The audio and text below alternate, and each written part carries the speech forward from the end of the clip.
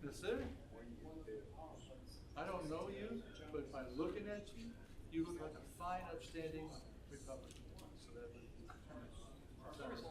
sounds good.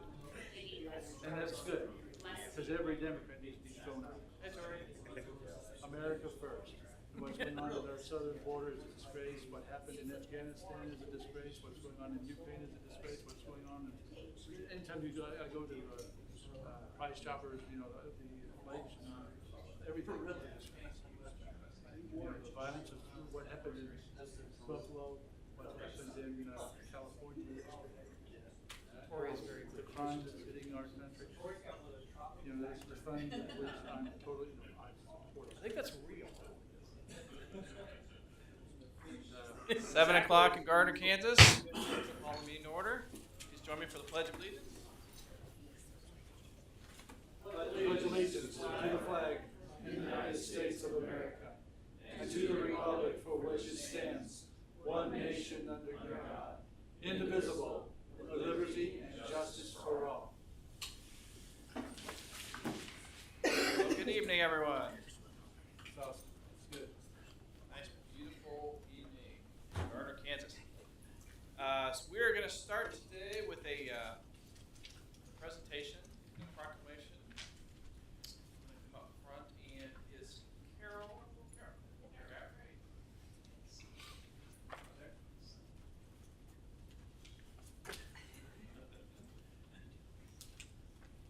No problem. I used to forget all the time. I know.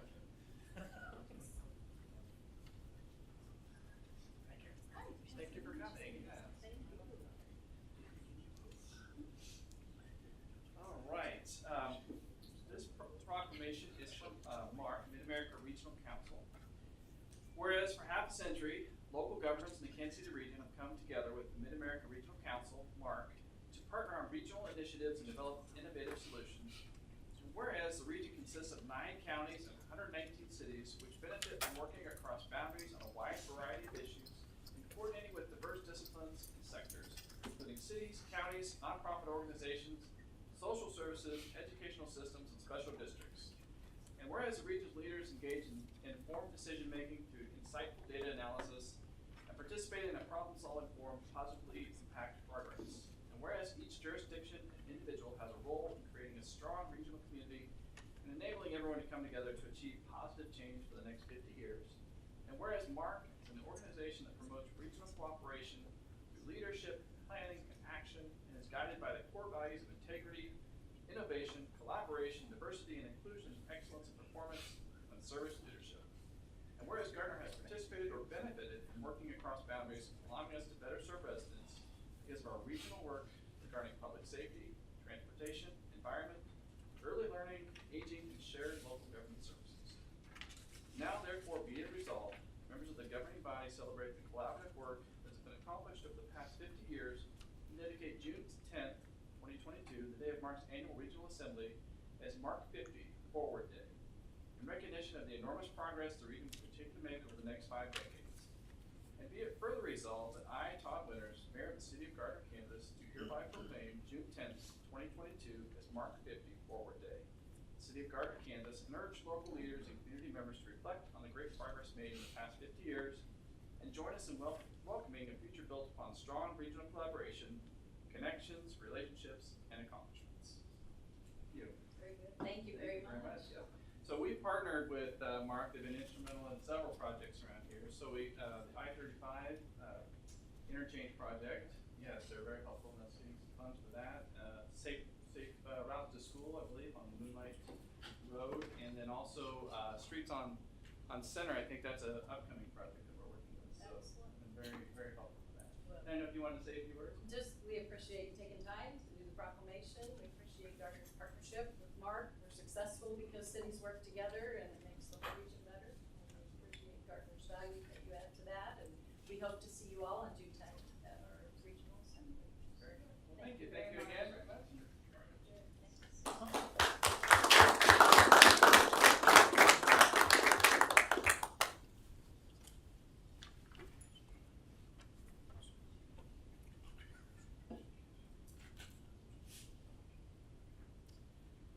Okay,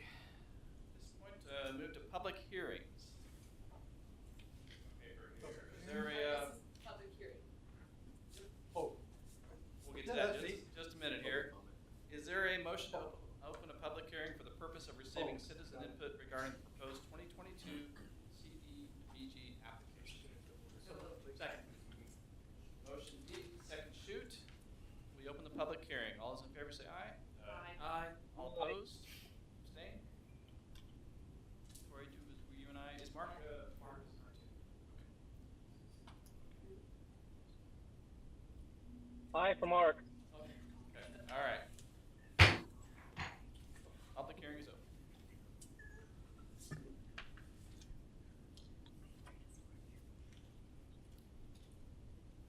No one coming forward. Is there a motion to close the public hearing? Second. Motion Ben Potter, second Deaton, that we close the public hearing. All in favor say aye. Aye. Aye. All opposed? Abstain? Public hearing is closed. Now, move to public comments. Members of the public are welcome to use this time to make comments about city matters or items on the agenda that are not part of a public hearing. If you wish to come forward, please limit your comments to 5 minutes or less. 5-minute time clock on your left. No profanity, no personal attacks. That being said, please state your name and address for the record. I am Donald Hartley, 133 West Main Street, just right up here. I can walk here in a minute, less than a minute. Okay, I came down here. In fact, this is about like several months I've been getting this. Before Christmas, I had a stroke, and it caused, I've been out of work for the past, since, and I'm on leave without pay, and I'm being told I need to retire. That's what my doctor's saying because of it was a cerebral brain bleed. But I'm doing fine. I'm recovering well. But this is like several months I've got this, and what I've come down here each time, and it's because my Social Security check comes in the third Wednesday of the month. I can't do anything about that. That's the government, and so I came down here and said, could you please move my date from the first week to the third week so I wouldn't keep getting these, and I'm paying extra all this money because I can't do nothing about it because right now I'm $200 in overdraft right now. And all I asked was, could you please change my due date, which I paid every month. Like I said, I can walk there and make my payments. But I can't do anything until my paycheck comes in on Wednesday of the month. It's my Social Security. And I can't work. When I was working, I was getting a paycheck every week, so I wasn't worried about it too much. But since of my stroke, there's nothing I can do about this. So on top of the inflation that we're dealing with, and then also I'm getting these delinquency notices, and they're wanting X amount of dollars.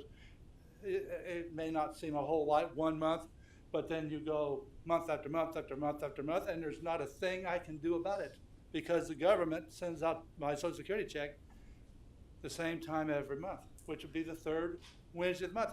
And when I asked them about that, they said I have to talk to somebody here to do it because they can't do it. So somebody here has to authorize, because in my case, I had that stroke, and as a result of that, I cannot go back. I had a pretty good job, but at the same time, I can't do it right now. And my doctors have told me, so I'm having to depend and rely on my Social Security. And I do have a retirement. I was military 26 plus years, almost 27 years. So I do have my military, and I do have a disability with my military. But at the same time, but by the time this is due, that's usually gone. But by the third week of the month, I had no problem with making this payment. But I'm just asking for your all consideration that, because they said that they can't do it themselves, but they have to do it through that in my case, I'm just a single, well, I don't know how many other people would have my situation, but in my situation, I can't do anything about it because right now I'm in overdraft right now. And what am I eating for whatever? Ramen noodles. Because I can't even afford, because you go to Price Choppers and find out how much the inflation is costing. And by the time I get to the third week, I come down here and make my payment, no problem. But there's nothing, but that first week, that's when I have and that's why today I got this today. And that's why this was hot on my agenda today. So when I came down here, I was asking again, like I had for the last several months, and they gave me to go through all this bureaucracy. And they said, then I can come down here at 7 o'clock and talk to you fine people. Sir, Yes, if you'll give your name and phone number to Sharon right here, I will call you tomorrow. thank you, but I mean, I just asked for your consideration that, Okay. because there's nothing I can do about this until the third week of the month. All right, I will It's call, automatic. I will call you tomorrow. Thank you, sir. Sure.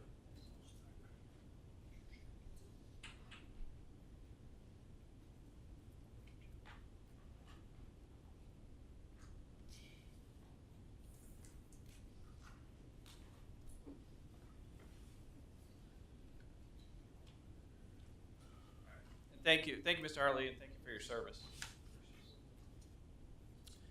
there anyone else who'd like to come forward?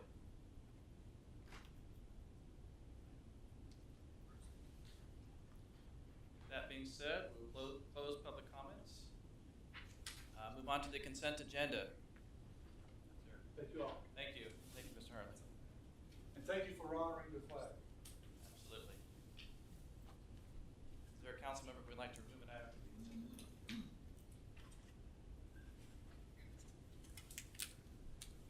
Do I hear a motion to approve the consent agenda? So moved. Second. Motion Shute, second Van Potter. We approve the consent agenda. All in favor say aye. Aye. Aye. All opposed, abstained. Consent agenda items pass. Nothing on planning and zoning. On to committee recommendations. Committee recommendations number 1. Consider adopting an ordinance approving a rezoning from RP3 to RP5 two-family district and associated preliminary development plan for University Park Apartments located at the northwest intersection of 167th Street and White Drive. Topic. Good evening, Mayor, members of the council. I'm going to give you a brief overview of the case. This has been heard by the Planning Commission previously. The application was made on February 7th of 2022, and the Planning Commission considered this at 2 meetings, on March 28th and then on April 25th.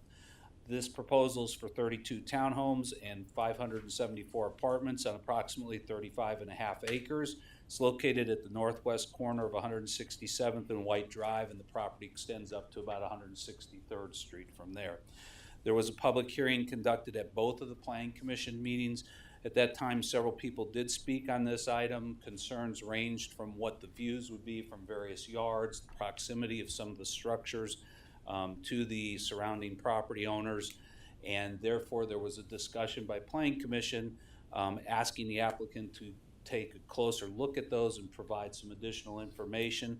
Also, the Planning Commission had questions regarding fire protection for the structures that are proposed, and also the school district, as well as traffic analysis that was done for this. So we contacted the fire department in between meetings. We also contacted the school district, got their take on the development proposal as it occurred, and then we arranged for the traffic engineer from the applicant's team, as well as our traffic engineer, to be present at the second meeting so that all the questions could be asked. So we went through a process that was a little bit more prolonged than typical, but again, with the level of density and the type of development that was being proposed here, it was important that we got those clarifications in front of the Planning Commission. At the second meeting, when that additional information was proposed, the school district had provided email communication and the fire department had provided written communication, both indicating that these were within their plans and their capabilities to provide services to the area. The phasing plan that has been recommended over the next 3 to 5 years for this development fits and meshes with the school district's plans for that attendance area. So things were in order there. The school district primarily only brought up, obviously some bus routing would have to be changed, and also some issues that may have to be addressed with sidewalks and walking to school, things like that. So that was all discussed. Additionally, the applicant made some adjustments to their proposal. They did show several view angles, which were in your packet, so that you could see from different locations what somebody might see in standing in their backyard. But most importantly, what they did is they were able to move some of the townhomes that were on the north end. They moved them a little bit further south to preserve a tree line that already exists along 163rd Street. So all the trees that are currently along that roadway on both sides of 163rd Street are proposed to be preserved under this application. With that, I think all I want to mention about the density level This property had previously been zoned RP3 for garden apartments. It's a similar density level. The RP5 district that's being asked for has a higher density threshold, and it is a slightly higher density, but because they're using 4-story structures, that density is more compact by fewer buildings. You don't have a typical garden apartment scenario where you have the 2 to 3-story buildings with only 16 units in it. Instead, you have these 4-story unit or buildings that allow for more units in each structure. The important part of that is that each of these will have elevators to serve those because of the 3rd and 4th story that is on here. This is very similar to what we have at the Treadway Apartments on the other side of I-35. What is the fascinating part from a marketing standpoint has been what Tallgrass has found out, and now I think is entering the market, that actually there are more senior individuals that are interested in apartment living. But obviously, if you don't have that elevator service, you can't rent those 3rd and 4th floor apartments to seniors. So that's where the 4 stories comes in. It allows that to occur. And Tallgrass has even indicated with their 2 and 3-story structures, they've had more senior interest in apartments than they ever anticipated through the demographics. So I think we're seeing a little bit of a shift in the marketplace as far as the amenity packages that are being brought forward with this type of development, and also the structural appearance, and that's why you have the 4 stories tonight. With that, the Planning Commission did recommend approval and also had 2 conditions as part of that approval. Staff agrees with that recommendation, and we have a suggested motion in front of you to accept the Planning Commission recommendation and adopt Ordinance 2730, which includes 2 conditions. One having to do with the traffic impact study and stormwater management plan, the other requiring a 10-foot wide trail along the north side of 167th Street. The applicant does have representatives here tonight if you have any questions for them, and I will stand for any questions you might have for me. Thank you, Dave. And at this time, we'll open it up to public comment.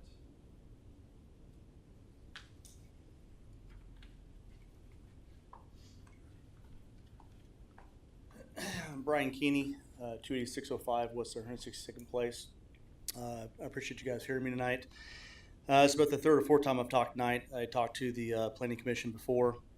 I'm just going to go ahead and pretty much bring up the same stuff I'm bringing up with them. 4 stories is pretty extensive in our opinion. The density level with Tallgrass right now is 698 apartments. This one's bringing in 600 plus units with the townhomes and apartments, plus all the homes that is in Copper Springs, which is our subdivision up there.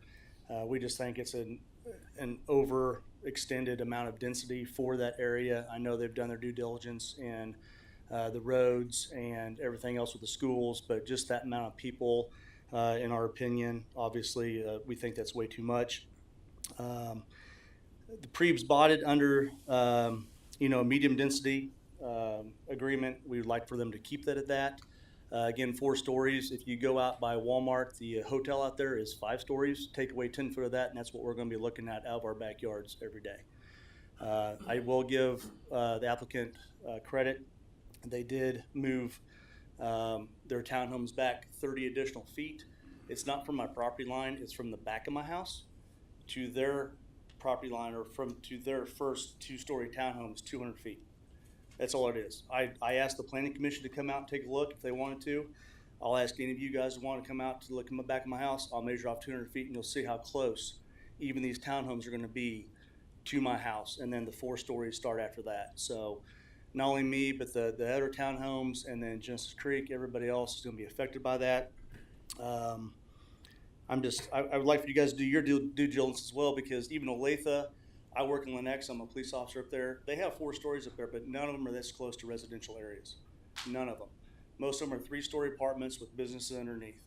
If Olathe is not doing it, Lennox is, why does Gardner have to be the first one for 4-story apartments?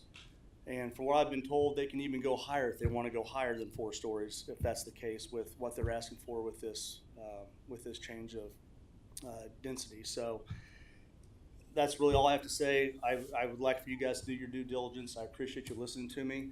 Do some homework on it before you go ahead and make a decision on this. Check around and look around. Think about if you were living out there right now, what 4 stories would look like looking at your back. Again, I give them credit for trying to work with us.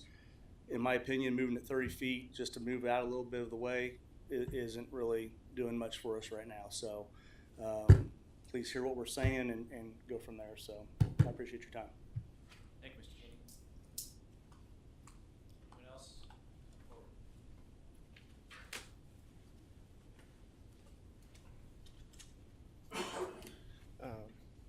Good evening. My name's Judd Clausen. I'm with Phelps Engineering, 1270 North Winchester, Olathe, Kansas is my business address. We're proud to be the civil engineers and surveyors for this project. Thought I'd just add a couple of additional comments. Dave's presentation was spot on and adequately summarizes what has transpired since February, and we're very proud to have been part of negotiating and just kind of working through comments and questions and really trying to make the project better, and really took an additional 30 days at Planning Commission to do that. The project did become better because of that. We were able to slide those townhomes further south, save that tree row. It's good for our neighbors. It was a great comment. It's good for us as well because we get to save another tree row because that road goes back to serve the quarry back there and stuff. So it's good for both projects.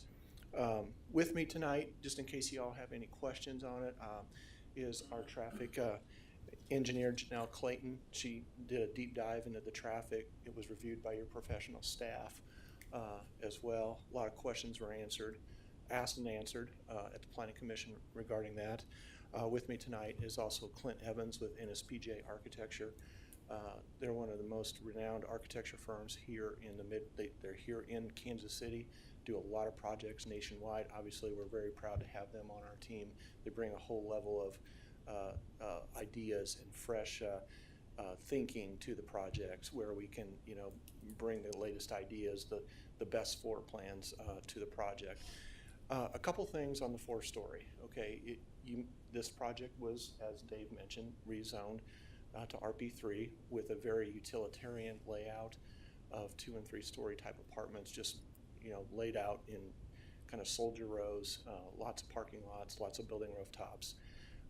There's some green space, but in taking it to 4 stories, we're able to shove those buildings more towards the center of the site, put a lot of more green space on this project because instead of spreading out, we went more vertical with the project. Okay, and by doing so and picking up some units, we're able to add things like elevators in all of the buildings, whereas when the other project is just stairs.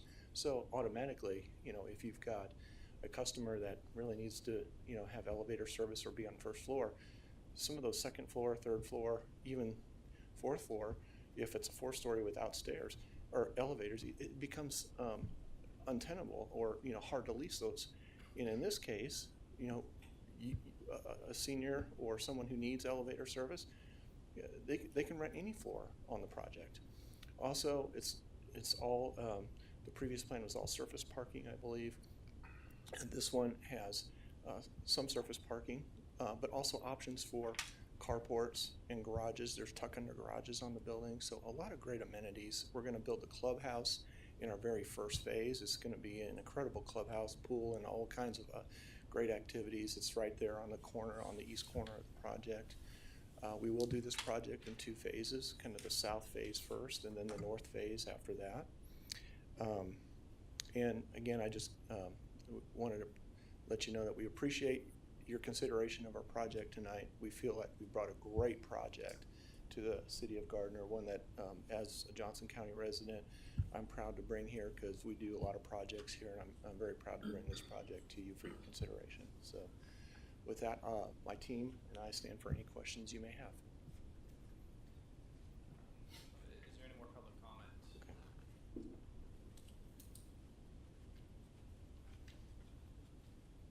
Thank you for that. Okay. Council. I'm gonna let the folks on the phone go first.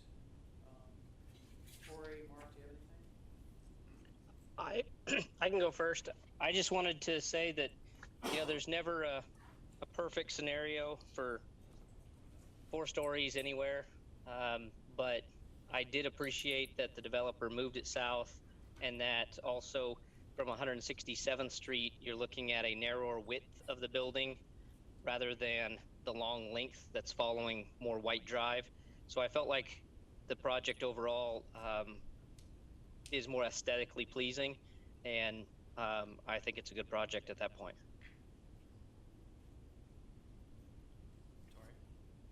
Okay. Oh, good. Can you guys hear me? Yes, we can. Oh, good. I would agree with what Councilman Baldwin said.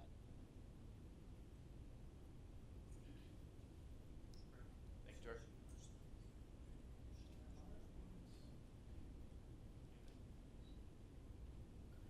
No, go ahead. My biggest concern is traffic on 167th and White. That's already, I live in that neighborhood. It's a different, well, the one to the south. So I am at that intersection every day. It's already kind of a difficult, well, not overly crowded, but with as narrow as 167th is, and then that intersection kind of having that blind hill, adding that many more people, and especially like at rush hour, you know, kind of like that 8 to 5 traffic. What could we? Yeah, so the applicant was required to do a traffic study and a traffic analysis. They did factor in the tall grass apartments because that is in the process of building, and took a look at a number of things. I believe Public Works requested them to not only just look at that immediate White and 167th, but also the University and White, as well as the two intersections on Moonlight. Moonlight's kind of off the table because there are contributing factors beyond this development that'll influence that. But I believe there was a note about Moonlight eventually having to be signalized at 167th Street.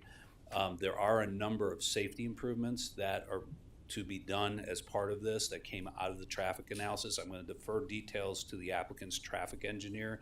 I can tell you it was reviewed by our third-party traffic engineers, and they were comfortable with what was being recommended as far as those safety improvements. You're correct, we do have traffic going there, and we're going to be getting an increasing level of traffic as more development occurs on 167th Street. That corridor out west all the way to Symphony Farms is attracting a lot of interest at this point in time. So I anticipate that that's going to accelerate the need to do what I'll call more of the city improvement side of 167th Street than what we may have originally thought was the timetable. But at this point, I think what I'd do is defer to the applicant's traffic engineer, since she is here, and she might address what some of the specific safety improvements are that are being recommended. Thank you.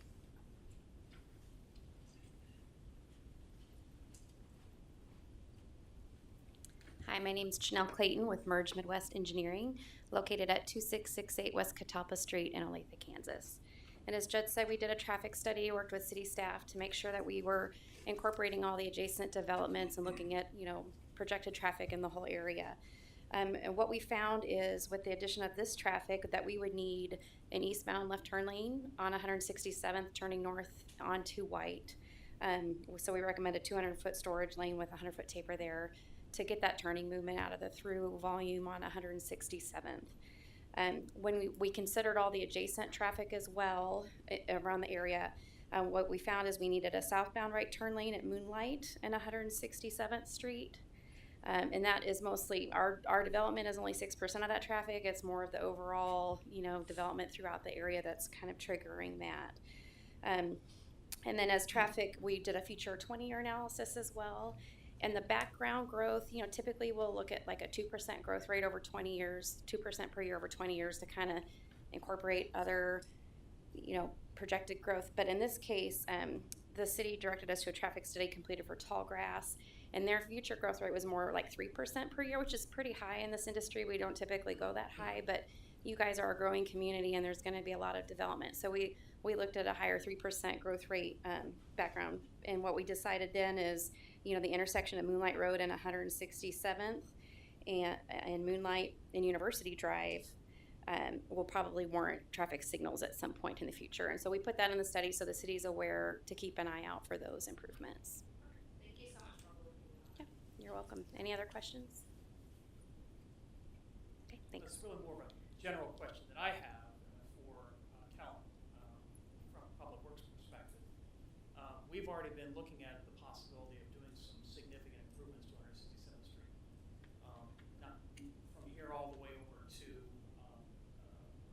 basically all the way over past Waverly Road.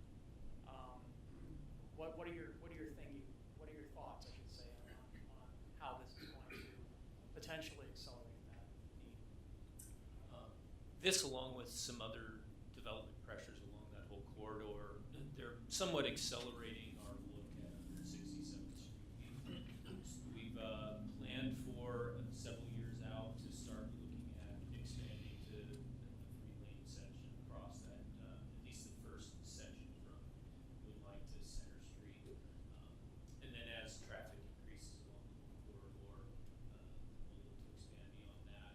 One of the things we'd like to do is look to do a preliminary design on that entire corridor so that we can be prepared for the project costs and designs as that development comes in. So are you thinking about, obviously, it's a farm road, I mean, we understand that there's an issue with no shoulders, and there's an issue with just the narrowness of the road. We know that it's also designated as it's still a truck route, isn't it? 167th, so not west of Center, but from Moonlight to Center, it's considered a truck route, so. I'll have to look at that. I don't believe that is. Oh, it used to be. I was not sure if that. It has been? Okay, well, that makes sense. It's one of the things it was, but obviously shoulders are going to be clearly going to be needed for that particular corridor.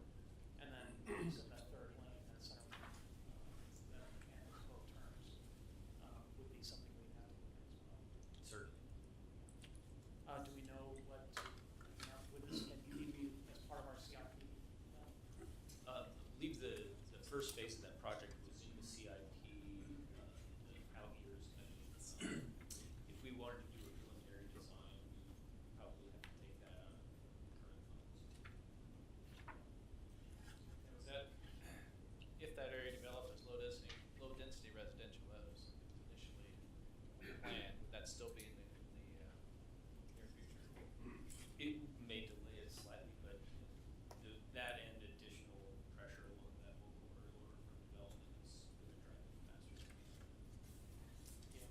You got Hilltop, you've got, now, Hilltop is going to extend Osage, which should remove some of the pressure west of Center Street, correct? It's possible. Yeah. Yeah, so Kellen and I have talked a lot about this. I would tell you that primarily the further west from Moonlight you get, and roughly from where this landfill is that's going on just to the west of this property, you're generally going to watch these densities kind of go down to a lower density. They'll primarily be single family. Now, it may be a little higher density than suburban single family because of the interest of what's going on with 50-foot wide lots versus 70-foot wide lots. So there's something to say that even at single family levels, densities are going to be a little higher than typical suburban. So we need to watch that. But right now, as far as the zoning that's allowing for some of the higher density residential is really to the east, this property and to the east where we have those zoning districts in place today. So the closer to Moonlight you're getting, obviously, again, it's the closest to that commercial corridor to get to Main Street, and along Moonlight there's that interest in having density that's closer into that intersection. So that's where this gets a little dicey because it could all change again. Major interchanges or intersections become attractors to potentially higher density development. So you could see at Center, for instance, or even at Waverly, some increase in density at those intersections if that's proposed through future development. The one thing I will say, Kellen and I are pressing hard to try to figure out how best to accelerate from a financial standpoint the idea of when can we bring those improvements online that the city needs to do as well. So That's all. Can you go back to Mr. Keeney's comment about can they go beyond 4-story? So we run into this question periodically, and I'm going to clarify it the way I always do. What happens here is, yes, the zoning is an RP5 zoning, okay, that is being talked about here. But the height, the density, the elements of this are all controlled by the development plan, not by the zoning district itself. Because this is a planned district, The applicant is tying up those kinds of regulations, so this becomes a regulatory document, and the height, even though it might be allowed to be higher by the zoning district, has to follow the approved development plans, okay? So once we lock in at a height as proposed by the preliminary development plan, any changes, and if they're significant, they have to come back through the planning commission. There has to be a whole new public hearing. You have to come through the process again. Minor changes, let's say there's a parapet height wall that, you know, it's 2 inches higher or whatever, that can be handled administratively. But if you're significantly talking about an increase beyond a certain percentage threshold, then it has to come back through the process as a revised plan. So they are not allowed to just all of a sudden go to the RP5 district and do whatever's allowed within that RP5 district. This regulatory plan is what we follow then as this moves forward. And the tallest buildings are what's the height on those? I don't remember. Do you, Judd, do you have that number by chance? The tallest?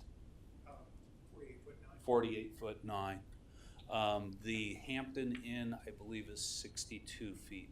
When I was doing the billboard research along I-35, I think it was 62 feet was to the height of the Hampton Inn. So it gives you a little bit of a perspective. 13 feet It'd be about 13 to 14 feet shorter than what you're seeing at Hampton Inn, I would say, yes. And I will also say, my understanding of the buildings that are being proposed is that fourth story is somewhat stair-stepped. There's a 3-story, and then the outer edges of that, I believe, are at the 3-story height, and then the middle portion rises to the 4th. So it's not just a what I'll call a rectangular block or a rectangular cube that's 4 stories for the whole thing. It's stair steps on the ends to shrink the 4th story.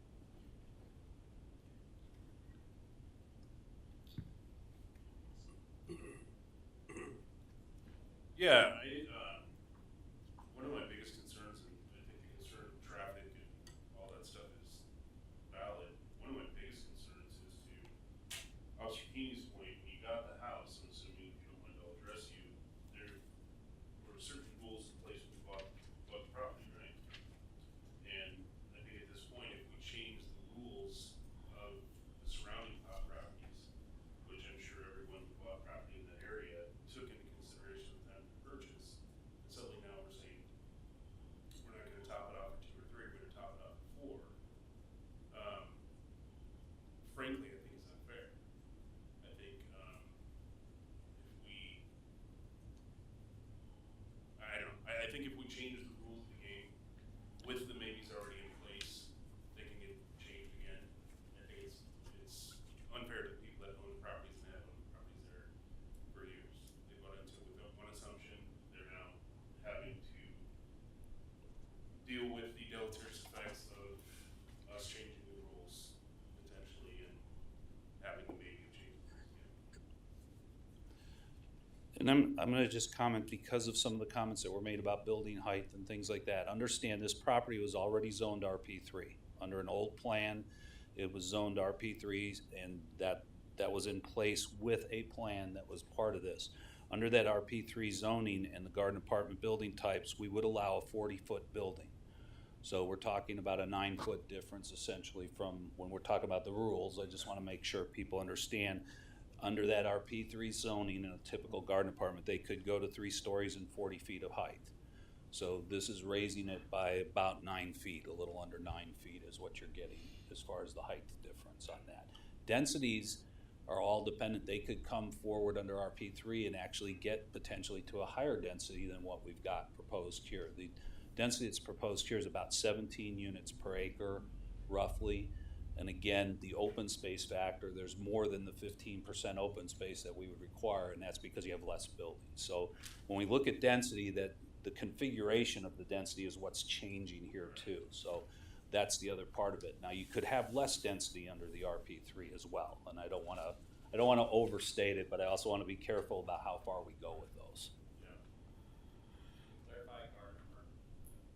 What you mean by garden apartment? Garden apartment is generally a 2 to 3 story walk-up apartment. It'll have an open air corridor with open stairways. Tall grass would be, if you've driven past that in the 167th and University area, that would be an example. Most of the I would say most of the older apartments that are here in town are probably garden apartment style. When you think about those, they'll have anywhere from 4 to 16 units maybe in a structure with that open corridor, again, separating areas and having the open stairway, open air stairway in it. So that's generally a garden apartment, walk-up style apartment building. Does that help? Is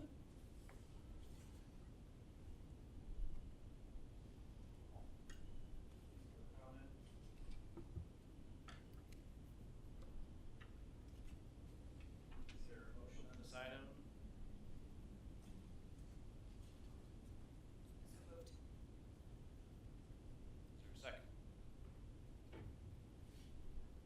Second. Mark's gonna second. All right, then I'll make the second.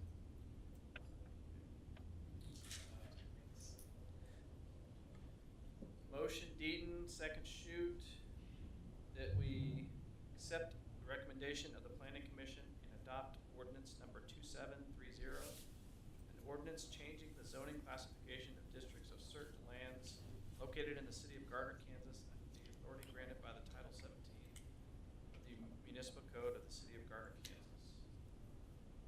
All those in favor? Aye. Sorry. All right. Councilmember Van Potter, Aye.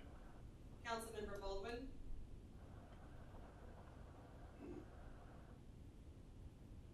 Councilmember Baldwin.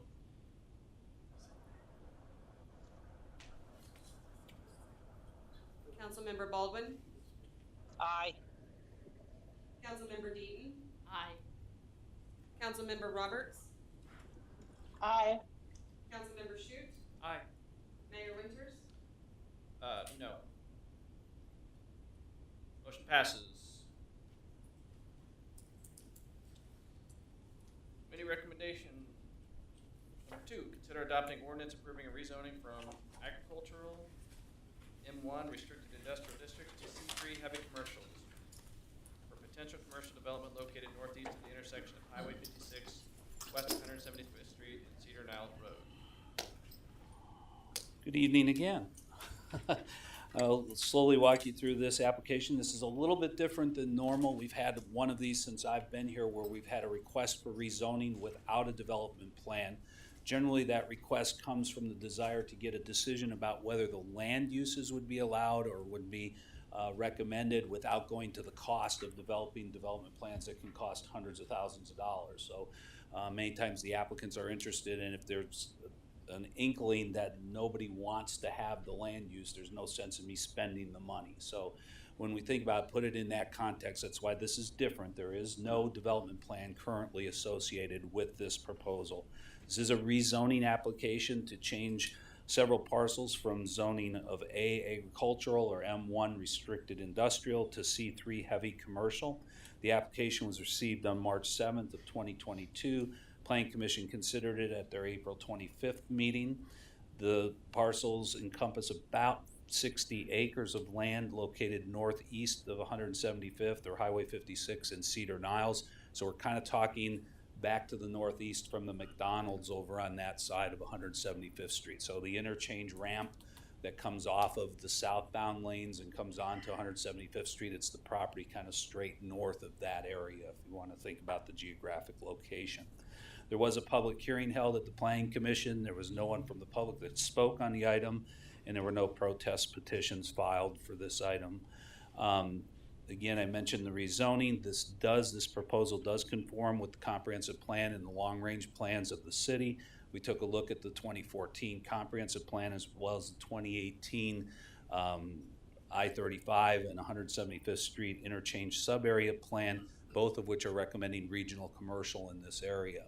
Again, I think most of you have heard me speak about this. I know staff has numerous times that we only have the 2 interchanges along I-35.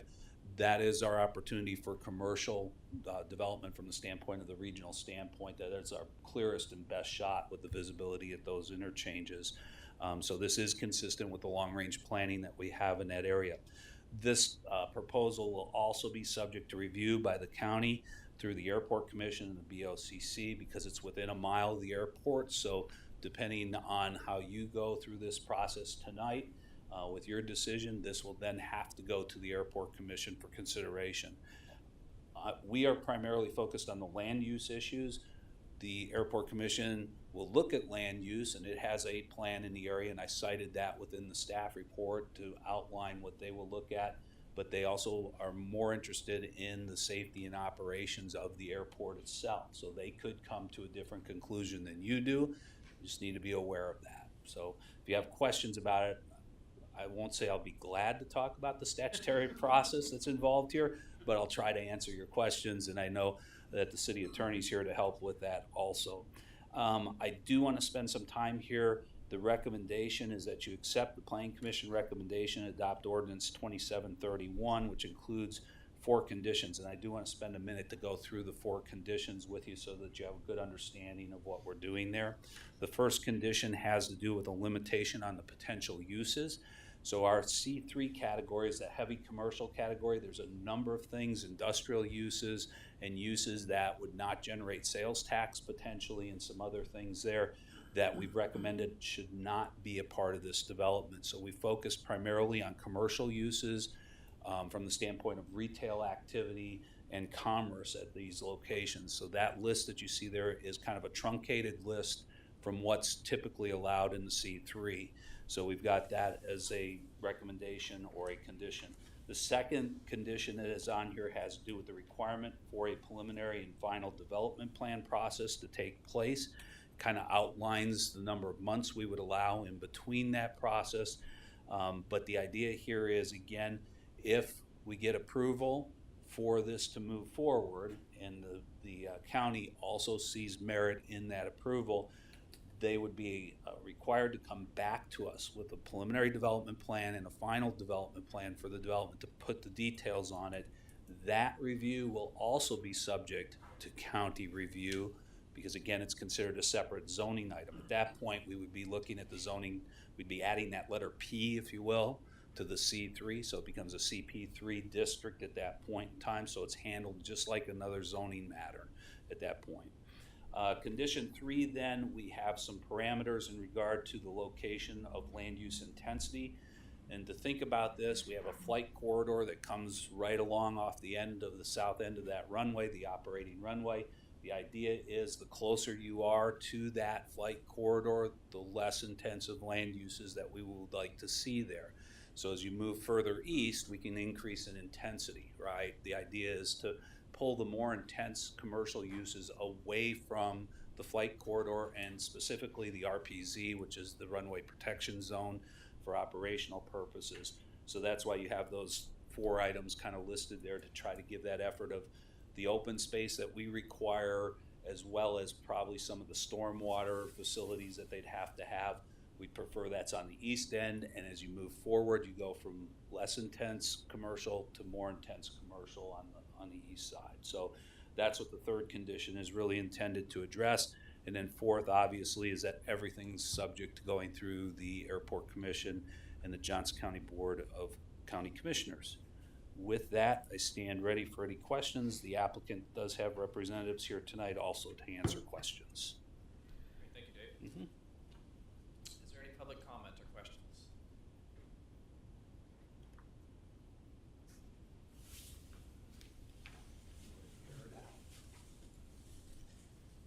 Not public comment, but Darren Dodge with the development team, 2955 Southwest One Record Drive in Topeka, Kansas. I'm here, my engineer Buck Driggs, and our legal counsel Andrew Spitzogel. We're here just to answer any questions if anybody has anything. Thank you, Darren. Yep.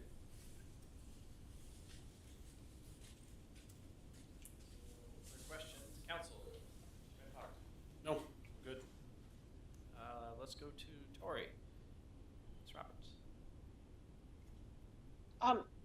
I don't have any questions. I'm good.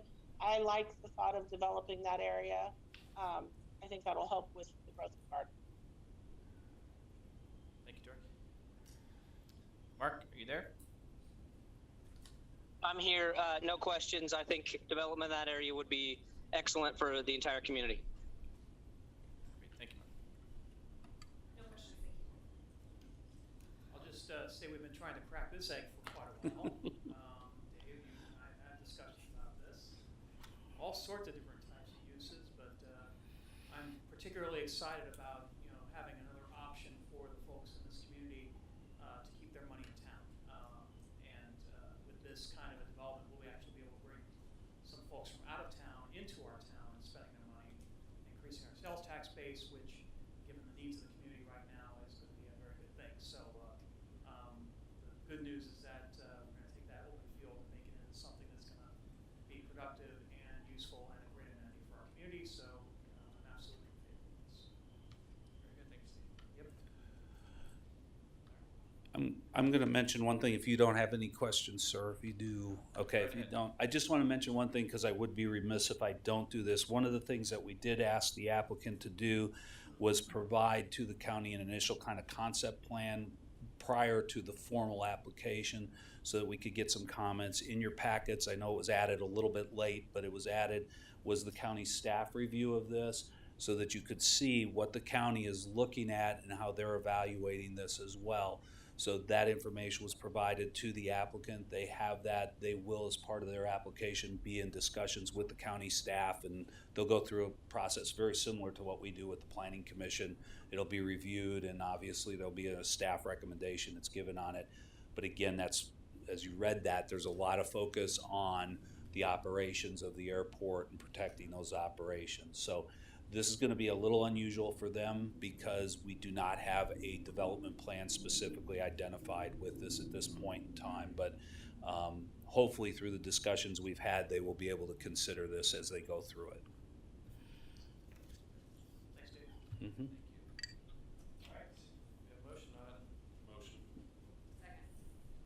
motion Van Potter, second Deaton, that we accept the recommendation of the Planning Commission and adopt ordinance number 2731. An ordinance changing the zoning classification of districts of certain lands located in the city of Gardner, Kansas, under the authority granted by Title 17 of the Municipal Code of the city of Gardner, Kansas. Councilmember Baldwin, Aye. Councilmember Deaton, Yes. Councilmember Roberts, Yes. Councilmember Shute, Aye.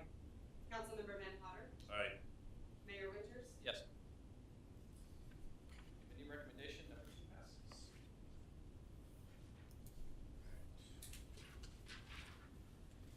Moving on to new business. Business item number 1, consider a resolution directing notice to be given of public hearing on proposed modifications to a special benefit district and proposed special assessments to be levied in connection with certain improvements, all in the city of Gardner, Kansas, Tuscan Farms Phase 1A Infrastructure Special Benefit District. Finance Director Wolf. Good evening, Mayor, Council. New business item number 1 and number 2 are related to each other, so I'll give a single presentation that kind of addresses both of them. Perfect. The Tuscan Farm Special Benefit Districts were originally created in 2019. The construction improvements were financed with general obligation temp notes. Now that the projects are complete, it is time to permanently finance the improvements by issuing general obligation bonds and levying special assessments on the properties within the districts. The city received amended petitions for both benefit districts from the developer. The amended petitions changed the method of assessment to equally per lot. Previously it was by square foot, and proposes a term of 20 years. Previously it was 15. And the amended petitions also reflect the reallocation of costs from Phase 1A Special Benefit District to the area-wide Special Benefit District. The proposed changes will more appropriately allocate costs between the two districts and reduce annual special assessments and burden on the 40 homes in Phase 1A Special Benefit District. The maximum cost of the improvements for Phase 1A infrastructure SBD is $1.085 million. The maximum cost of improvements for the area-wide infrastructure SBD is $2.065 million. You have resolutions before you tonight to establish or to set a public hearing to consider the modifications to these districts. The public hearing is set for June 6th at 7 o'clock here at City Hall. The city will publish notice of hearing and will send notice to all affected property owners in the benefit districts with their last known office address. Public comment. Any questions from the council? Yeah, I was looking at some of the packet regarding the term and the extension of the benefit district time period. I see bond counsel Ellsworth is here. Would you be able to give us an idea? We understand what the market looks like right now in terms of municipal geo type of bonding. Is there any risk associated with extending that term at this point? I know that it would lower the special assessment on each lot, but would that expose the city or potentially to any additional risk or exposure? That's a good question. Tyler Ellsworth with Kutek Rock. That's a very good question, council member. I don't think that increasing the term of the financing in this case, it increases the risk to the city. I think it actually probably has the opposite effect overall because, as you noted, increasing the term decreases the annual payments, making those payments more affordable for the homeowners. Yeah. And we won't have just empty lots sitting there either, because I'm seeing that as soon as their lots are being opened up for development, they are being built on. So I do think that the developer has had a lot of success there, and actually, I don't think it was mentioned in the CAFs specifically, but the amended petitions that the city received for both of these benefit districts were signed by 100% of the owners. So that included the 6 owners that have already closed on their homes, and I understand that several more homes are under contract with this developer. Yep. So I just wanted to get that clarification. Thank you. absolutely. Thank you, Tyler.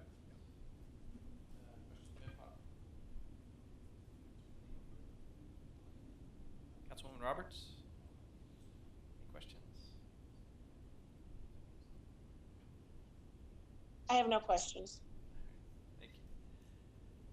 And Councilman Potter? I'm sorry, Councilman Baldwin. No comments. We have a motion for business item number 1. Kim, are we going to do these you guys do these separately, just one Yeah, after we'll the other? Okay, yes. Thank you. Motion Van Potter, Second. second Deaton. We adopt resolution number 2102, a resolution directing notice to be given of a public hearing on proposed modifications to a special benefit district and proposed special assessments to be levied in connection with certain improvements, all in the city of Gardner, Kansas, Tuscan Farmers Phase 1A Infrastructure Special Benefit District. Councilmember Deaton, Yes. Councilmember Roberts, Yes. Councilmember Shute, Yes. Councilmember Van Potter, Yes. Councilmember Baldwin, Yes. Resolution number 2102 passes. Business item number 2. Consider a resolution directing notice to be given of a public hearing and proposed modifications to a special benefit district and proposed special assessments to be levied in connection with certain improvements all in the city of Gardner, Kansas. We've already gone through this one. Yeah. Second. Motion Deaton, second Shute. We adopt resolution number 2103. Resolution directing notice to be given a public hearing on proposed modifications to a special benefit district and proposed special assessments to be levied in connection with certain improvements, all in the city of Gardner, Kansas, Tuscan Farms area-wide infrastructure special benefit district. Councilmember Roberts, Yes. Councilmember Shute, Yes. Councilmember Van Potter, Yes. Councilmember Baldwin, Yes. Councilmember Deaton, Yes. Resolution 2103 passes. Thank you, Matt. Thank you, Tyler. Thanks, Matt. Thanks, Tyler. New business item number 3, consider authorizing the execution of the 2022 Community Development Block Grant, CDBG application. Good evening, Mayor, Council. This is essentially a housekeeping item. In Johnson County, the Community Development Block Grant Program is administered by the county. One of the county's stipulations for grant applications is that the council vote to authorize the mayor to execute the CDBG application. The project that we are applying for is the addition of a sidewalk on the south side of Santa Fe between Conestoga and Walmart, which has been identified as the city's largest sidewalk gap in a CDBG eligible census tract. The application requests $162,800 in CDBG grant funding and will require a $20,000 match from the city. Any public comment?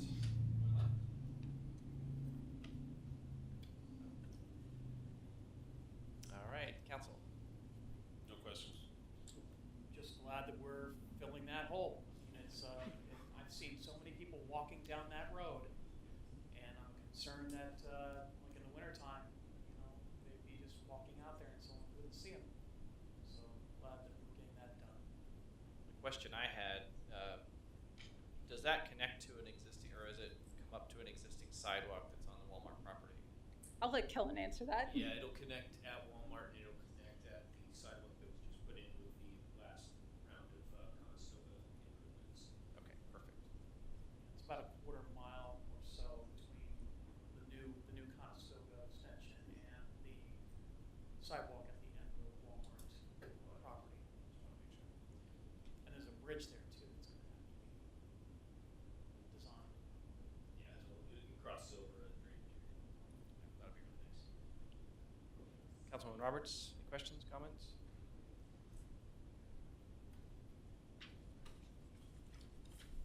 No, I'm good. I think that's a good addition because I think that's going to provide a lot of safety because I see a lot of people walking on that stretch of road. Councilman Baldwin? I just echo the same sentiments, and it's a great thing to see an 8-to-1 return on that investment. So that's great. Okay, is there a motion for new business item number 3? So moved. Second. Motion Deaton, second Shoot, that we authorize the mayor to execute the 2022 Community Development Block Grant, CDBG, application to Johnson County. I'm sorry. All in favor, say aye. Aye. All opposed? Aye. Aye. New business item number 3 passes. New business item number 4, consider adopting a resolution revising section 6-104 of the City of Gardner, Kansas Personnel Policies 2018 edition. Amy Brett. In an effort to remain competitive with neighboring jurisdictions in terms of employee benefits and offerings, staff recommends adding the Juneteenth holiday to the list of employee holidays recognized by the City of Gardner. This is consistent with other Johnson County municipalities that the city typically competes with for talent acquisition and retention. Thank you. Any public comments? See no one here. Council, questions? Would this go into effect this June? Yes. Councilwoman Roberts? Councilman Baldwin? No comments. We've got to do it to keep our, to be competitive with the rest of Johnson County. It's a small price to pay.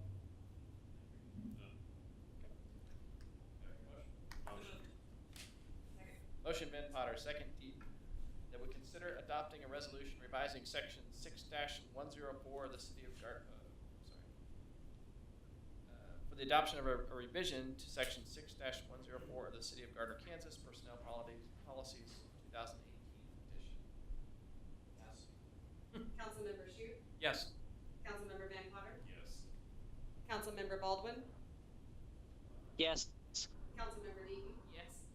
Councilmember Roberts, Yes. Resolution 2104 passes. Right. That is all with business. Move to updates. And we'll start with Chief Belcher.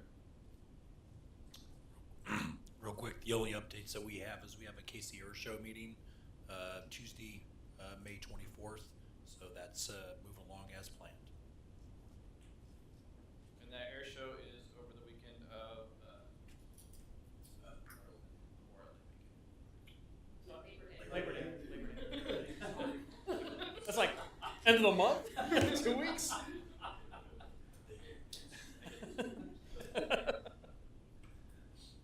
City Clerk. nothing for me tonight. Finance Director Wolf. Nothing tonight. Deputy Administrator. Nothing else tonight, thank you. City Attorney. Nothing for me. Utilities Director. Councilor Garcia. Yesterday, we had a sustained outage. It impacted Plum Creek, Willow Springs. It lasted for about 2 hours. And it was caused when a trampoline was lifted due to the gust of wind from somebody's backyard, hit the distribution lines, and landed in somebody else's backyard. So it took us some time to make sure that there was no damage. So it was about 2 hours. We were also out in Evergreen Park and Aspen Creek were also out as well. You guys got everything back up and running pretty quick, so Yep. we appreciate that. My freezer appreciated it too. So thank you. Wow, that's crazy. Yeah. Parks and Rec Director Bruce. Three quick things. Our department hosted our first ever soccer tournament this past weekend in Celebration Park. It was a 3v3. We had 16 teams. Went really well. It was a one-day event.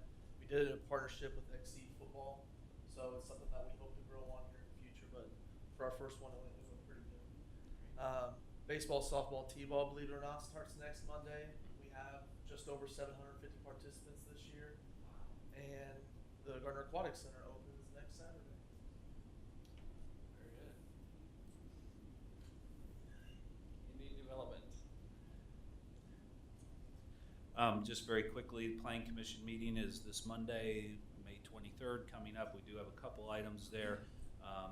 Not major projects by comparison to what you heard tonight, but one has to do with Breckenwood, where we're trying to plan or go to a planned district on that. They originally got their R2 zoning and have found for the housing that they want to do, there's a number of deviations they need, so we have to get them back through that process to go into a planned district. So that's one of the items. Just for your information, on June 6th, I will not be here. I'll be away on my vacation. I'll be taking off all the way. No, I'll stick there. I'll be gone on June 6th. Also, I wanted you to be aware that on EDAC, the summer months, we are probably going to take a couple months off here. We currently have one open position on EDAC. We have a second person who is deployed and should be back this fall to reassume their duties on the position. So getting kind of a quorum available is going to be a little bit difficult during the summer months. And with the transition at the chamber, it may time well with the new chamber person, whoever it is that they hire, that then we can almost have a restart button with that group. So if you don't see much activity with EDAC over the next few months, that's the reason why. So I'll be working with the chairperson on that. Thank you. Public Works, Kevin. Well, this past weekend, the citywide cleanup started. Participation was slightly up from last year. It was about 1 in 6 homes, vice 1 in 8 last year. So that, along with the unfamiliarity of the area and a new contractor, led them to, I think, underestimating the amount of personnel and vehicles that they would need. They ended up having to come back today, and anything that they didn't get to today, they'll probably take care of tomorrow. We'll talk to them before to make sure that they're clearing that up. 1-800-GOT-JUNK has already told us that they're planning to essentially double what they used last weekend on this upcoming Saturday, and we will keep working with them to make sure that they can meet their requirements. Administrator. Carrying on our discussion from last week on Gardner Lake, we talked about a number of different options that to try to share some of the costs of not only the spillway but annual maintenance. We did determine that there are 207 docks on the lake. They pay a $40 fee annually to license the docks, and we have in our city code that the city council determines the fee annually for the dock. So there is the potential for raising the dock fee to cover some of our costs. Say, for example, you raised it to $400 annually. We bring in over $80,000 that would help us to defer the cost for the spillway. We spend about $35,000 annually for maintenance. So what I'm looking for from the council is some feedback on what we're looking to recover. Are we looking for a 50-50 split, 75-25 split? Is this an area of interest that you want us to explore further and bring back to the council with a proposal? There are a number of different finance options. We could do it and then recover the funds over 4 or 5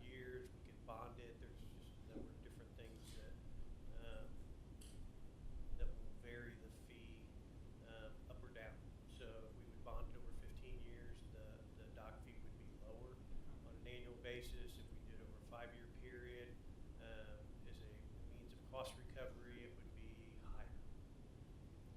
So it just depends on the appetite for using that mechanism to recover costs for the spillway. You know, eventually the dredging is going to be an issue. So That's, you know, if you look at this over 15 years, and with the dredging also on top of that, and everything else, you know, we're just gonna cover it up if we do, just cover this initial one, and that's it. Figure out what we do next. It's definitely something I would like us to explore further, because I think it does make sense. I see on, looks like we have several people that are delinquent. Yeah. Being that like a normal HOA, you would assess a lien on somebody's home if they were delinquent on their HOA fees. And I know this isn't an HOA, but what do we do when somebody's delinquent on it? Do we knock down their dock? Do we just keep So, assessing? part of the delinquency is because of the last 3 years in COVID and how that was administered. We didn't press on that as we might have been years before. And this is in our municipal code, so it's actually listed as a misdemeanor offense if they don't renew their dock and have a dock on the lake. And it also gives us the authority to essentially remove the dock. I'd have to defer to Ryan on whether, you know, we have the option of placing a lien versus removal, or if we had to amend the ordinance and code. That's something I haven't had a chance to discuss with the Yeah, I haven't looked at it. I mean, we do have other provisions in our code where, you know, if we do an abatement of certain conditions on the property, then we can go ahead and make an assessment against the property. So that would be an option. Give us direction to pursue that. Well, I'm almost thinking that instead of as a dock fee, I think we need to manage it as a separate item. So, we could make it as like a maintenance assessment or something like that. Have we discussed this at all with the Lake Association? Not yet. I was waiting for Yeah. council. I'm not sure that I don't know if we can add a fee by ordinance. We don't have that authority now. So we'd have to include it in the dock. We just have as a separate line item. But it does dictate that whatever fees that we collect go into a separate account that is reported on as part of the general fund. So Correct. all the money has to be put back into lake-related maintenance or upkeep. And repairs. So my question here, and obviously, if we stick strictly to the dock fees, and we would we want to cite that as a line item separately on the dock fee? Well, here's Can we another do that? issue is that not every resident has a dock. So That's you know, correct. we can't put a maintenance fee on on the houses because they're not in our jurisdiction. Yeah, I know, they're in the So county. we'd pretty much be limited to the dock. Can I jump in? Sure, Mark.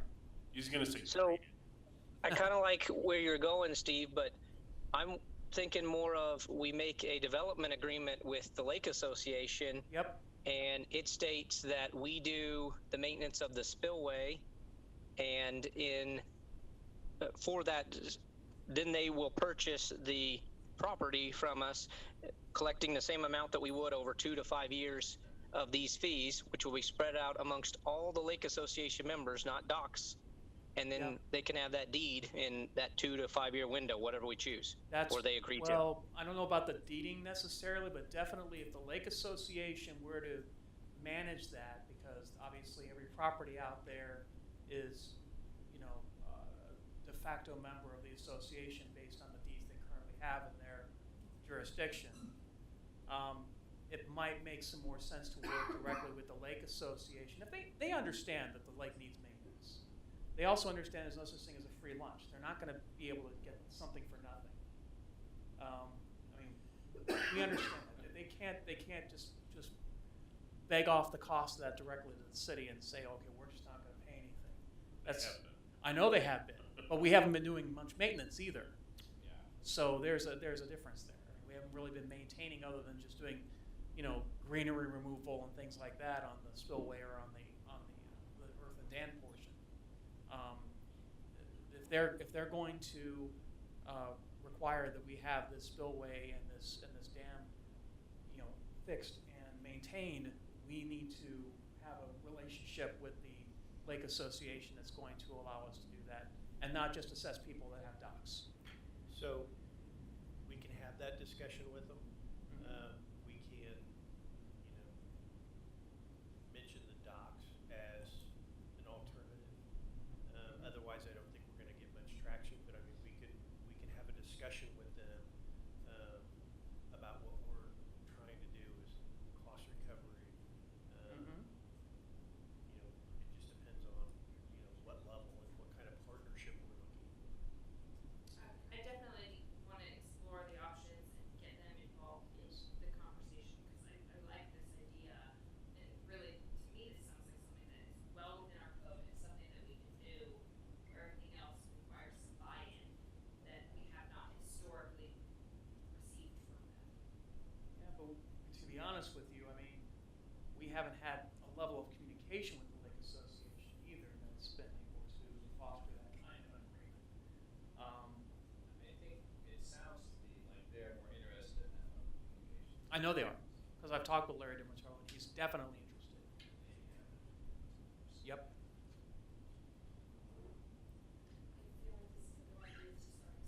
I just think if you use the dock fees, we're backdooring it, and the fact that we're almost $6,000 delinquent out of an $8,000 bill from last year tells you that that's going to be an uphill battle for us to collect those funds. I think you're right. I don't want to have to go to the hammer, starting to, do liens or misdemeanors. But I think that's we explored this as an alternative to the discussion about draining the lake. So Yes. To me, that was like a bunch of hammers. So we were trying to find some middle Understood. ground. Understood. Thank you, City Administrator, for Sword. coming up with some novel solutions that do not include draining the lake. We'll call you Solomon. Well, I think there's probably at least some consensus to move forward looking at some. Absolutely. I mean, it needs to be done, and we don't have the kind of revenues coming in right now to be able to support that. I mean, it is part of our CIP, is it not? Or is it not? The local match is currently unfunded. It's unfunded, so it's not really part of our CIP. It's an item, but we can't really fund it. So I'd be willing to explore a partnership. If they could pay for all of it, that'd be great, but I don't know if that's possible. But I know we've got wizards in our finance department that could, pull rabbits out of hats and skin them if we need to. So We'll work with the city administrator to come up with different options. that's great. And then, I have something. I couldn't hear everything. Somehow people were cutting out, or how Sharon says, speak in your microphones. That's really important because some of you I can barely hear. But I like the idea of investigating more and working together with the Lake Association. And I agree, if we're not able to collect the dock fees now, increasing the dock fees might not be a thing right now. And also that doesn't get all the people that don't have docks. So I would be for more information or more fact finding. I personally don't know if I can make a decision yet. But at least you have a direction to move forward with some options. absolutely. And let's get the Lake Association engaged in this, and because they are not only a direct beneficiary, but they also have skin in the game. Need skin in the game. So And I'm meeting with them Thursday. Good. And, we may have some ideas come out from that meeting as well. So we have not heard their side of the story yet. So. all right, great. Thank you. Yes, sir. Council, let's we can start. Councilman Roberts, thank you for joining us from, what is that, Kansas, with a fake background? Yes. No, I had a last minute trip to Florida. It was canceled in February. So thank you for letting me come via Zoom. I don't think I've ever missed a planning commission meeting, a city council meeting ever since 2009. So this is kind of new territory, but I don't really have anything, but thank you for asking, and see you in Kansas. All right, thank you. Let's go to Council President Baldwin. I just wanted to ask the city administrator and the chief of police what communication has been done with the fair board and the chamber, because I saw the notice that the parade was canceled, and I was very disappointed to see that, considering we have other roads, and the parade currently starts where the construction is. It heads south, coming out of the school staging area, and then heads west. And really, I don't see that as a problem, but even if it was, we could have it come west 1 block and come out by the library, heading straight south to Ground House, and go west and follow the normal route. So I'm hoping that we can have that conversation, and if they think they can't do it because of something on our end, that we can resolve that. Mark, this is Jim. That's the first I've heard of it. I've had no communication with them on that at all. The Fair Board made that decision last week. Last Thursday is when they announced it. They put out a press release. Yeah, that decision was made by a meeting between the chamber and the fair board. Reference just canceling the fair parade this year and looking at it again next year. We were ready to look at some options and see what we can come up with to make that happen. But that decision was made last week, like you said. And in years past, we've had the discussion of moving the parade off of Main Street before, and we can accommodate anything. We've offered options to that, so it was not our input that led them to cancel that. And that concerned me because the press release said that they did engage city and first responders in that decision. So that was a little bit concerning to me. That what I'm hearing here is that they did not. That they made that decision absent our input. Yeah, we could have done it on we could have done it on Madison. I was at the last 2 chamber board meetings, and what was presented to me was that they had talked to the police and the city and KDOT as well, and it was determined there was no alternate routes, and this was what we needed to do this year. That's what was presented to me. So they had talked to KDOT. KDOT had brought up that they had not received a permit request for closing down a U.S. highway ever. So We've done it every we've year. done it every year, and this is the first time that they have brought that up. It is a new person in that position over the last couple of years, and so it was kind of you never put in a permit request. So I think Chief and I lost track of the discussion after that discussion that was had between the chamber and KDOT, and the first I'd heard of it after this was that they decided to not do it. So it sounds like this is not necessarily construction related. It might be KDOT related. Somewhat. The additional there's additional projects on US 56 on either end of our current project that are also going to be happening at about that time. So Main Street was a problem either way, but Center wasn't. Correct. We never got into a routing discussion for alternatives. Yeah, because I saw that there was someone on social media that talked about starting the parade over at Gardner High School and running it down Madison and then south on Center and then east on Shawnee. That being a potential, alternate route. But yeah, the first I'd heard of that is when they put out the press release last Thursday. So there's a lot of people that are disappointed in that. So Jim, can you reach out to the fair board and the county commissioners and find out if there's an alternative to get this back instead of canceling the entire fair parade for Johnson County? Sure, I'll call him tomorrow. Appreciate it. Thanks, Jim. Anything else? No, that's it. Thank you.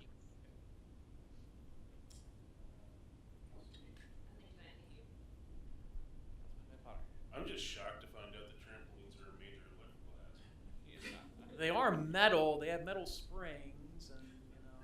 And they do fly. And they They do fly. fly, apparently. They're like parachutes if you get under them. Other than that, nothing. Okay. I only have one thing, and I wanted to kind of go back to that 3v3 tournament that Jason Bruce talked about. I was out there. I have the sunburn to prove it. It was a beautiful day, hot, very hot. Didn't bring a tent, which I'm kind of regretting. But someone else stepped in for a tent. Great event. I remember about 8 years ago or something like that, where they had a 3v3 tournament that was done. I think Toke FC did it on the grounds over there at Celebration Park. I think it's a great offering, and I absolutely believe that as word of that goes out, you're going to see a lot more teams there. So I was very impressed by how XC Football did that whole event, and absolutely am looking forward to seeing that coming out in the future here. So good work by the staff. Yes. Nope.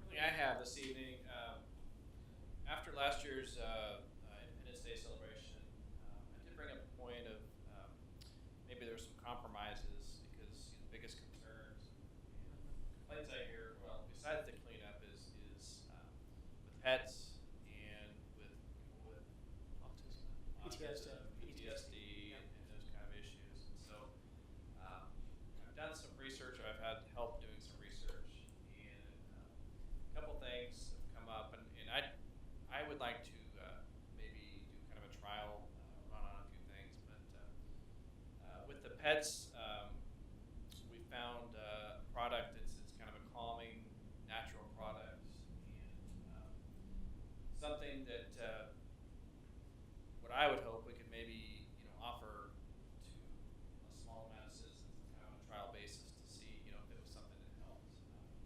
To call them the pets or call them the citizens? Both. Well, pets first.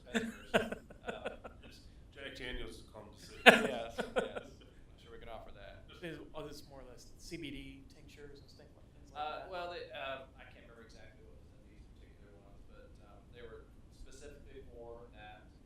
And in my mind, it's kind of that compromise, because I know some people do have a lot of issues with pets, and we charge fees for the tents to go up, and we collect money on those. And so, I was hoping we could take a small portion of that, and maybe it's just 50 people, first 50 people this year. We try it out, we get feedback, and see if they like it. Pills, those pills run, I think, about $2 for each serving. So it'll be 3 days worth of servings. It's about $6 a person, which is all the annually, as you say. Okay. Something like that. And then with the human side, with the PTSD and those issues, we met with Jennifer Smith, and she's, I don't know if she's got back yet. I met with Kellen on pricing and things. She is not. Okay. Well, we're trying to find out. They make kits with calming things, as well as Like headphones. headphones. Yeah. And I was hoping we could purchase, maybe it's 20 kits or something like that, depending on cost. And it could even be something that we loan out, and they return each year, or something that they buy for cost, or something that we can give away during that time. So I was hoping that we could maybe get some consensus to look at those options, whether it's just kind of on a trial basis, and it wouldn't be a huge amount of money. And again, I think we do collect money on permitting and those things this year. So do we have an idea of how many and what the total cost would be? Sure. For those? Not on the human side. Okay. I'll be perfectly honest. I mean, if it's going to help the sensory sensitive people here in the city, specifically the folks with PTSD and autism, I'd be willing to do like a loaner program for those who can't afford it, and being able, and partially subsidizing that with 10 fees. I don't see an issue with that. I think it's a good idea to explore. Yeah. I'm okay with exploring the human thing that you brought up. My concern with the pet thing is we're giving pets medication, and I don't want to take on the liability if a pet has an allergic reaction or dies from the pill. Is that Yeah, we've talked about that. Yeah, this would be all natural, number one, just like you could get a Walmart, and signing some kind of a Hold harmless or yes, we could, that was waiver brought of up. liability. That was brought up. They're treats. They're treats. Yeah. I know. I'm just saying, like, Sure. you know, with allergens and things like that, we're giving something for a pet to ingest. That would concern me on liability, but I'm totally cool with looking into the human side. Todd's a doctor. Yeah. Go for it. I don't know if our city attorney had any immediate thoughts on that, or I'll just go ahead and kind of work with Ms. Nasta. She and I have had some discussion about this subject. No, I think it's a great idea. I think that if that's going to help our citizens and it's coming out of our, you know, the permitting fees for the tents, I don't think that there's going to be I don't think there's any downside to that at all. I mean, yeah, we see a very small decrease in the amount of revenue that we're getting, but to be honest with you, the tent fees really weren't that great of a revenue enhancer anyway. So, Do you want to establish a cost threshold now, or do you want to wait to see what the individual items cost? let's wait and see what the individual items Yeah. cost, and we can determine there. But Can I jump in? what's that? yeah, Mark. Mark wants to jump in. Yes, Mark. Okay, so what I think would be really nice is to find out how many people would actually use this. Mhm. So I think you reach out to the people that we know have brought up these issues before, possibly a citywide survey, and actually collect names and say that they would do it, because I'm curious how many people would really be interested in either solution. And on top of that, this is very similar to trash or anything else where you're going to have a large group subsidize a small group's benefit. So I would like to know how many people, and then if it's a small enough number and reasonable, maybe it's something that if we could purchase the, you know, headphones or that type of thing, that we would rent them out, and over a few years we would pay off that cost, so it's actually not a cost to the overall taxpayer base. Oh no, I would see this as a loaner. I would not just give these away. I would definitely loan these out. Okay, well, and then the same thing with the pet. Instead of giving them something to eat, we could look at like those, you know, compression jackets, like for storms or something else. Yeah, and I kind of looked into those as well, and I'm not sure how effective they are. I can tell you they're not. They're not? Okay. See, I have a dog that it works great, Right. and I have a dog that it doesn't. So, like, Yeah, that's the same with us. And Mark, you know, to your point, again, that's why I justify it as it's coming out of permitting fees for the fireworks, the stands and those things. And maybe even at some point, you know, maybe if we have good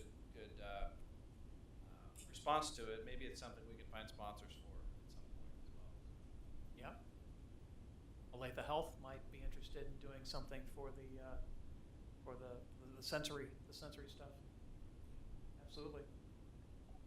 Hey, this is Tori. I like the idea that we're looking at other options outside of the box to solve this, since it's an ongoing problem.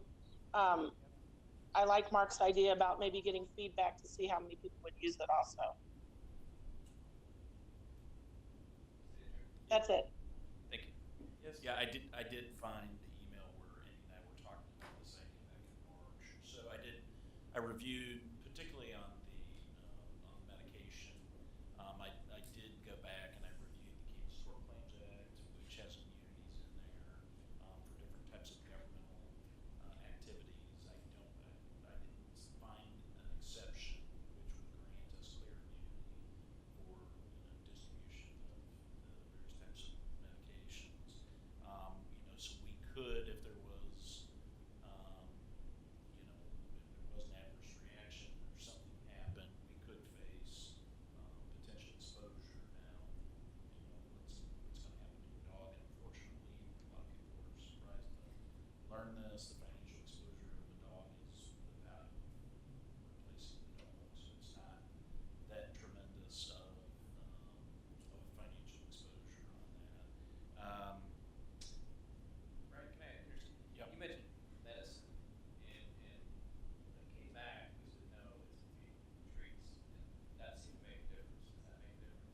Yeah, I mean, you know, again, if we're buying it, distributing it, whatever it is, and somebody's consuming it, if there, again, if there's a reaction to it, then we could have exposure. People sue for everything. True. What about a? I'm not like I said, I'm not terribly concerned about it because I don't think the financial exposure is that significant. It's just that there is potential exposure. Even with a hold harmless agreement or waiver of liability? Well, I mean, if we can get that, yeah. I mean, they would have to sign something to get it. Yeah. Yeah. And then there's always the case if Fluffy develops a addiction or. We're not talking THC here, we're talking CBD. Seizure disorder that we have to pay for medication for the rest of his life. Well, but at least maybe we can explore that. Would anyone be in favor of survey first? Sure. Do we have time for a That's what I survey was before kinda 4th of July? Is Survey Monkey? Start on CFG. Survey Monkey put a link on CFG. We'll get a lot of response. Almost guaranteed. That's all I had. With that, is there a motion to adjourn? So moved. Second. Motion Deaton, second shoot. We adjourn. All in favor, say aye. Aye. Aye. All opposed? Aye.